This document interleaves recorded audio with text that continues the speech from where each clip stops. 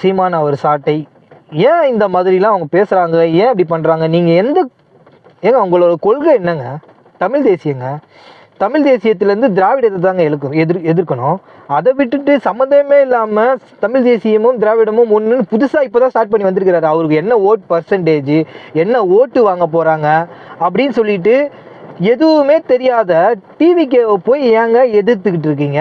எங்கே போனாலும் ஒரு நிமிஷம் வந்து டிஎம்கேவை பற்றி பேசுனா மீதி ஃபுல் பேக்கேஜ் அப்படியே டிவிகேவை பற்றி பேசிக்கிட்டு இருக்கீங்க. நீங்கள் எந்த இடத்துல நீங்கள் உங்களை மாறுபடுத்திக்கிட்டீங்கன்னு உங்களுக்கு புரியுதா இல்லையான்றது சத்தியமாக எனக்கு தெரியல. ஏன்னா 2021 திரு சீமான் அவருக்கு நான் ஓட்டு போட்டிருக்கேன் அவர் வரணும்னு சொல்லிட்டு.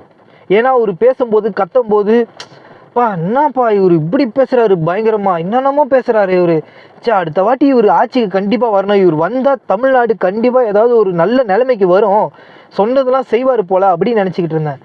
ஆனால் இன்னைக்கு அப்படியே வேறு மாதிரி ஆகி சார் புது கட்சி வந்தாங்க போகிறாங்க, அதெல்லாம் விட்டுருங்க சார்.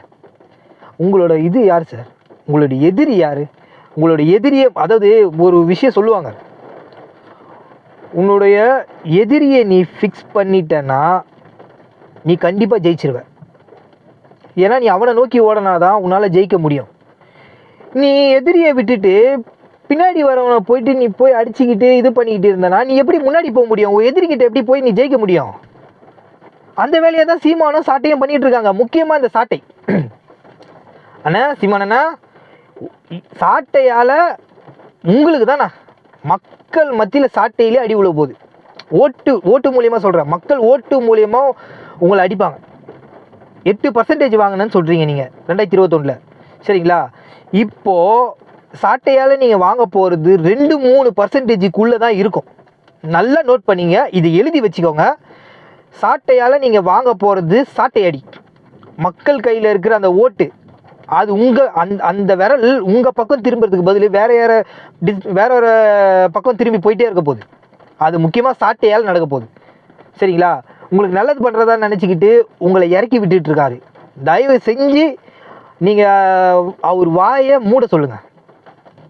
அதுதான். ஏன்னா தமிழ் தேசியம் சீமான் அவரை ரொம்ப நான் பின்பற்றுற ஆள். அப்படிப்பட்டவர் அழிஞ்சு போகக்கூடாது.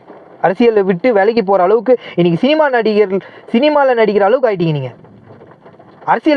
சினிமாவில் இருக்கிறவங்க அரசியல் வரக்கூடாதுன்னு சொன்ன நீங்கள் இன்றைக்கி அரசியலிருந்து திருப்பி நீங்கள் சினிமாவுக்கு நீங்கள் போகிறீங்க. அந்தளவுக்கு கொண்டு வந்து விட்டுட்டாங்க உங்களை. தயவு செஞ்சு சொல்கிறேன், சாட்டையோட பேச்சை கேட்காதீங்க. சாட்டையால் அடித்து உட்கார வைங்க. நன்றி.